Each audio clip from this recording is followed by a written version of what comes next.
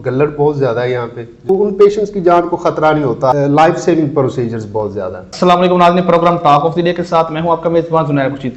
नाज़रीन, आज मेरे साथ मौजूद हैं तहसील दीपालपुर के सबसे नौजवान तरीन सर्जन, जिन्होंने डिग्री मुकम्मल होते साथ ही सर्जरी शुरू की, और सिर्फ सर्जरी शुरू ही नहीं की बल्कि उसकी प्रैक्टिस भी शुरू की।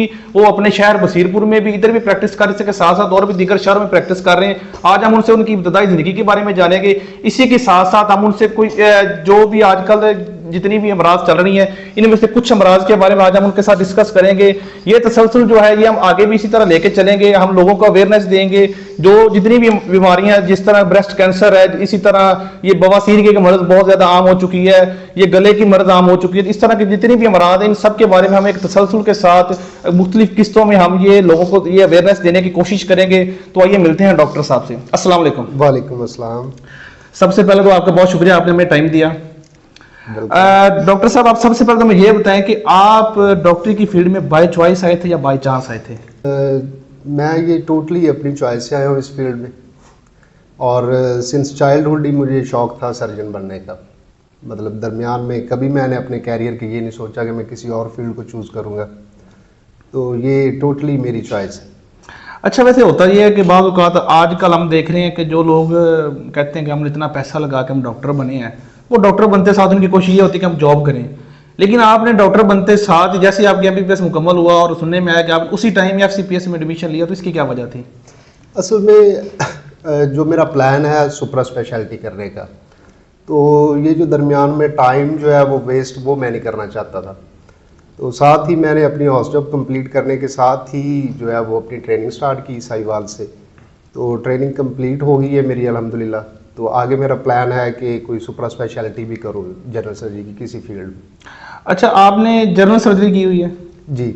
तो इसमें फील्ड तो काफ़ी आ जाती हैं, जैसे न्यूरो सर्जन होते हैं, जैसे कार्डियक होते हैं, डिफरेंट टाइप्स की फील्ड है। जी, वो तो आपने जनरल सर्जरी क्यों चूज़ की?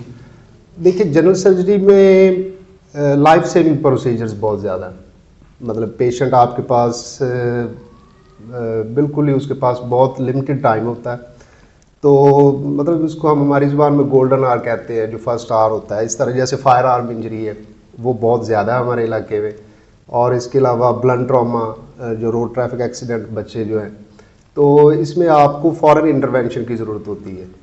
तो ये मेरा पैशन है कि मैं लोगों की जान जो है वो इब्तदाई दौर पे आपकी कोशिश है कि उनकी जान बचाई जाए। हाँ, उनकी जान बचाई जाए। बाकी फील्ड्स हैं वो ज़रा इलेक्टिव हैं, जैसे ऑर्थोपेडिक है, न्यूरोलॉजी है, तो उन पेशेंट्स की जान को ख़तरा नहीं होता। अगर किडनी स्टोन है तो वो चाहे उसका 2 माह ट्रीटमेंट ना ले वो, तो उसकी जान को उतना मतलब ख़तरा नहीं है जितना कि जनरल सर्जरी में एक बंदे को फायर लगा है तो उसको तो फ़ौरन इंटरवेंशन चाहिए, फ़ौरन ट्रीटमेंट की ज़रूरत है। तो मुझे ये पसंद है कि फ़ौरन जो है वो मतलब पेशेंट को बचाया जा सके।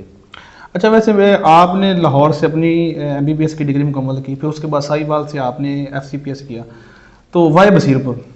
देखिए, ये मेरा आबाई शहर है, तो मैं चाहता हूँ कि अपने लोगों को ज़्यादा से ज़्यादा फ़ायदा दे सकूँ। कुछ डिजीज़ जो है उनके बारे में बिल्कुल यहाँ पे अवेयरनेस नहीं है, वो दे सकूँ। वैसे ऑफर्स आपको होती नहीं है कि साहिवाल में या लाहौर में कहीं काम करने की कहीं हुई हैं? जी, अल्हम्दुलिल्लाह बहुत सारी जगहों से हुई है मुझे ऑफर्स, लेकिन वो सारी रिजेक्ट किए मैंने। यहाँ पर आपको जॉब्स की भी ऑफर होती होंगी, तो फिर आपने अपना हॉस्पिटल यहाँ पर बना के क्यों प्रैक्टिस शुरू की? जुनैर, यही ऑफ़र तो मुझे बहुत सारे हॉस्पिटल से हुई है कि आप हमारे पास आके काम स्टार्ट करें, लेकिन मैं फ्रीडम चाहता हूँ कि अपने पेशेंट्स का ट्रीटमेंट अपनी मर्ज़ी से, जो मेरिट पे उनका ट्रीटमेंट बनता है। बाकी हॉस्पिटल्स में मुझे बेजा इन्वेस्टिगेशंस करवाने के लिए कहा जाता, ठीक है, जैसे कि होता है ओवरऑल पाकिस्तान का सिस्टम है। यहाँ पे मैं अपनी मर्ज़ी से जो मेरिट पे फ़ैसला है वो करता हूँ पेशेंट के बारे में, फ़जूल में उनकी इन्वेस्टिगेशन करवा के उनका पैसा ज़ाया नहीं करता। क्योंकि अगर किसी पेशेंट को CT की ज़रूरत नहीं है तो वो उसको CT स्कैन क्यों करवाना है, जबकि वो एक बंदा मजदूरी करने वाला है, तो उसका 15-20 हज़ार CT स्कैन पे लगवा दूँ, फजूल में उनके अल्ट्रासाउंड करवाता रहूँ।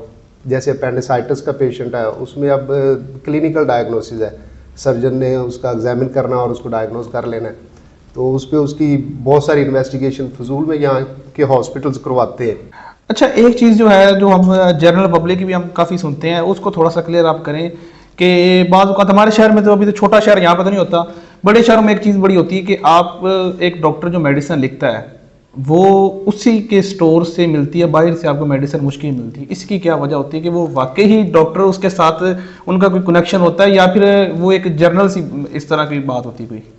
बिल्कुल ये होता है कनेक्शन उनका, उनके साथ उनकी डील्स हुई होती हैं, ठीक है, तो उनमें डॉक्टर अपना शेयर लेता है, इसलिए उनकी कंपनीज को जो है वो प्रेफर करता है। हालांकि ऐसा नहीं होना चाहिए, डॉक्टर को जो मेडिसिन बेहतर लगती है वो प्रिस्क्राइब करनी चाहिए, ना कि किसी खास कंपनी की जो है वो प्रिस्क्राइब करनी चाहिए।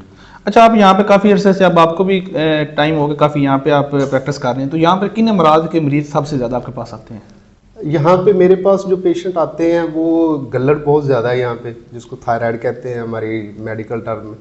और उसके अलावा यहाँ पे मैंने कुछ 10-12 केसेस जो है वो डायग्नोज किए हैं सीए ब्रेस्ट के साथ जो आए, जिसको वो आम सीए गिल्टी समझ के फिर रही थी वो पेशेंट्स मेरी।